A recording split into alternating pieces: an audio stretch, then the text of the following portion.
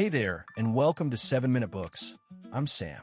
Today we're talking about the 22 Immutable Laws of Branding by Laura Ries and Laura Ries. And Sophie, I have to ask, did this book make you rethink how you see brands you thought you knew? Oh, absolutely. I mean, hello everyone, I'm Sophie.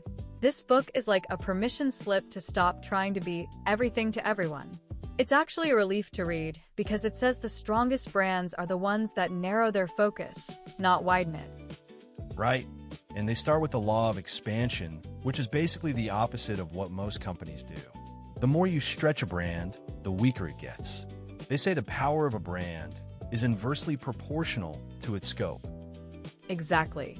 And they drive that home with examples like Volvo owning safety, FedEx owning overnight, and Coca-Cola owning cola. Each brand is anchored to one word in your mind. That's the law of the word, right? You've got to own a single word, and it better be simple and memorable. Not like quality, that's too generic. You need something unique. Right, and if someone else already owns it, you find a different word. Don't try to take what's taken. The mind organizes by association, so you want a clear, exclusive slot. The law of contraction goes hand in hand with that. They say you actually get stronger by giving things up. Southwest Airlines focused only on short-haul, low-cost flights and became a giant. Meanwhile, airlines that tried to be everything struggled. And that's a hard sell for executives because it feels like you're leaving money on the table. But the book argues that depth beats breadth every time. A narrow brand can dominate a category. A broad brand is just a participant. One of my favorite laws is the law of publicity. They say you should launch a brand with publicity, not advertising, because people trust news stories and word of mouth way more than paid ads. Right. Many successful brands barely advertised at launch. They just did something newsworthy. Once the brand is established, then advertising helps maintain it. That's the law of advertising. So the sequence matters. First get noticed, then reinforce. Don't burn money on ads before you've earned a spot in the public's mind. And then there's the law of quality. They say quality is necessary, but not sufficient.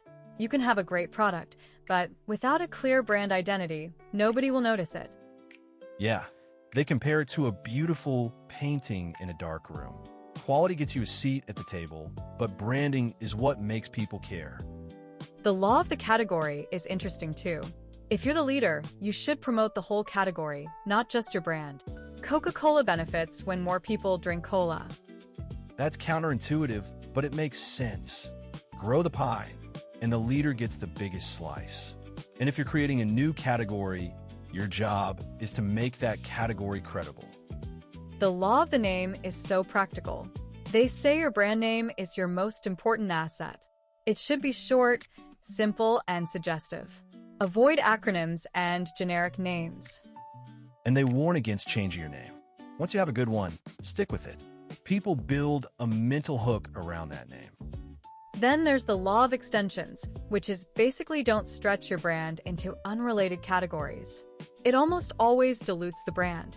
If you want to enter a new category, create a new brand.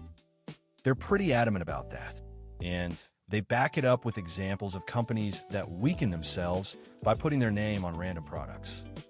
The law of fellowship says competitors can actually be partners in growing the category. Pepsi and Coca-Cola's rivalry made cola huge. So compete, but don't attack. Focus on your own brand. Right. And the law of the generic warns against owning a generic name like aspirin. You can't brand something that describes the whole category. The law of the company says the brand and company should be the same name. Don't have a corporate name separate from your brand.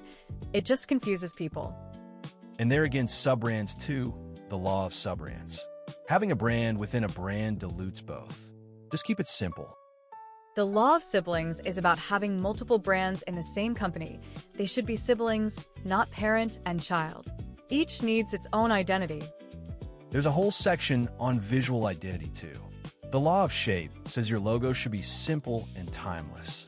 And the law of color says own a single color, like Coca-Cola Red or Tiffany Blue. The law of borders is about starting locally before going global. Dominate your home market first. Starbucks did that perfectly. And the law of consistency says don't change your core identity. Evolve tactics, but the core idea stays the same. Apple changed products, but stayed true to design and innovation.